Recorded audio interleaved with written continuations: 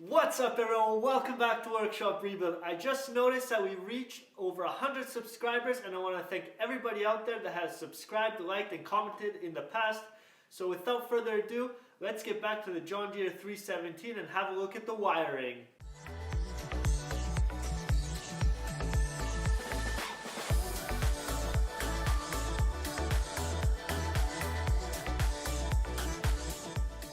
What we will be looking at today is the wiring harness from the John Deere 317 garden tractor. I laid everything out right here, cleaned it up and labeled it so I can explain to you what goes where, and then later on we'll be installing this wiring harness on the machine itself. So let's get to it.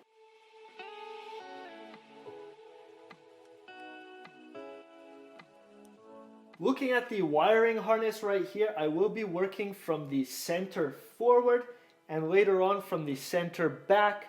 So in the center we have our instrumental panel and the dashboard, and most of these components right here will be mounted in that area.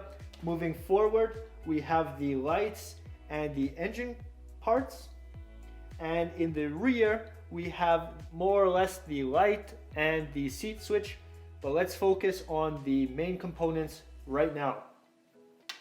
Right in front of me here I have the ignition switch right here. I will put out a wiring diagram in the link down below so you guys can download that, and if you have any wiring issues also lean back onto this video right here. Right here in front of me I have the ignition switch, which is central on the instrumental panel. It has exactly 5 connectors right here, which then get distributed throughout the machine. The yellow wires get fed from the ignition switch. Once you turn it once to the right, which is the on position, the yellow switches provide power to the light switch right here. So when you pull on the knob, you will have power to all your lights like that, and then you can shut them off like that. An additional feature that you have from the yellow wires coming from the out of the light switch are additional lights. Let's say you have a cab or you'd like to mount some more lights on your garden tractor. You have the additional wire right here, which will basically always be hot or on when you turn the light switch on, or you can just eliminate it if you don't want those options. Moving forward right here, we have a limit switch right here, which comes from the ignition switch with a purple wire into the switch, which has to get activated, and this switch right here is your neutral start switch. So you have to have the garden tractor in neutral, which is to the left of the machine. It has to be in neutral with the lever, and once that is compressed, it continues and gives you power throughout the machine to then start your machine. Right here we have another big switch, which is for your PTO switch. This PTO switch right here is a single acting lever right here, and what that does, as you guys can see, there are many wires that come into here.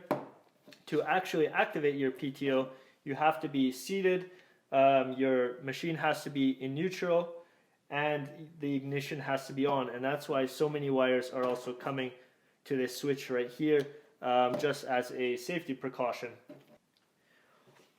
Another key component, which is located in the central area, which is close to the steering gearbox, is the main solenoid right here and the circuit breaker right here.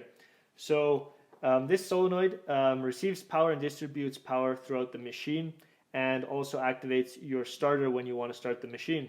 Another feature on the wire right here going to the circuit breaker is our inline amp meter.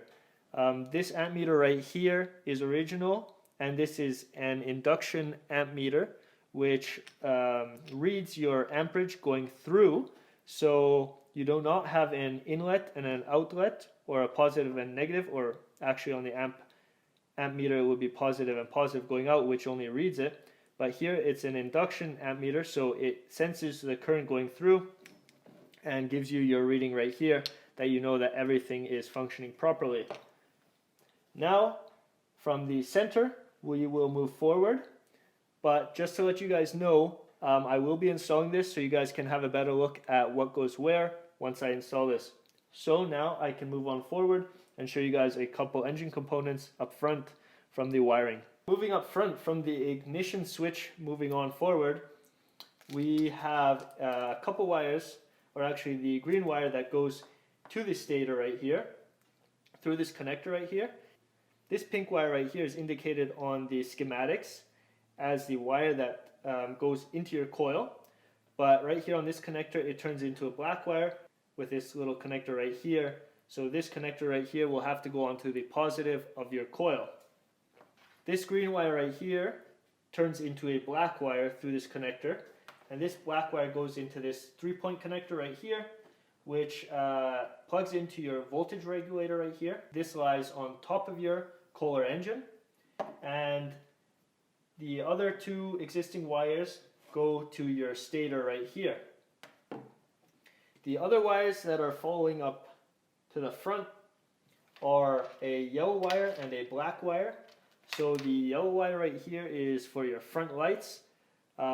It could be a different color on yours, but more or less this plugs into your light assembly up front, which consists of 3 normal halogen bulbs. Another wire that leads up front is a black wire right here, and this goes or plugs into your PTO clutch. So for up front, this is all the wiring that goes up front onto your machine, or more or less onto your engine. Now from the center back, I'll follow through with the wiring that goes onto the back of the tractor. From the center or the ignition switch moving back to the machine, we have a wire right here, or 2 wires going to our seat switch that connects right here. I have seen many people just bypass this seat switch since they do not want to sit on the machine while they start the machine. It makes it very easy to just jump on and off. But to add a little bit safety to your machine, it is best to keep the safety switch plugged in and making sure that functions properly, because that could be an issue why your machine does not start. Another wire that leads to the back is 1 yellow wire right here. This comes from the light switch and leads into 2 black wires right here, and we have a ground over here, and we have our 2 light bulbs right here, which are for our taillights. To the rear of the tractor, there's not really any more wiring because it is very simple, just 2 lights and a seat switch. I just gave you guys a quick overview on the wiring harness that I have on the table. I will leave the link down below for the wiring schematics, but without further ado, let's get to the machine and install this wiring harness right now. Before I install the wiring right there, I'm going to have to install this instrumental panel on the machine, and then I can proceed with the wiring.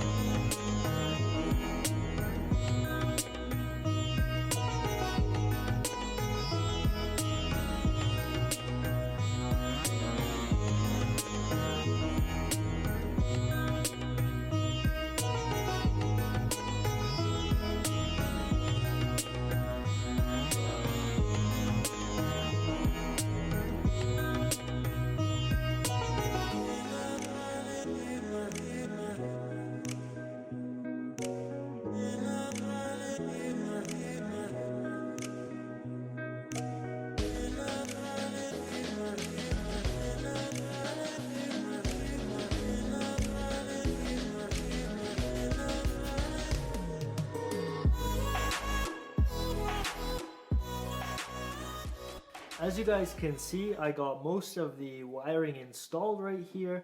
The yellow wires for the lights, the purple wires for the limit switch for the accelerator.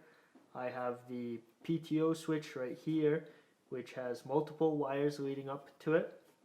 Down below I have the solenoid and the circuit breaker, and then I have a couple wires that go up front which I haven't connected yet, which will go to the stator, the front lights, and the PTO clutch.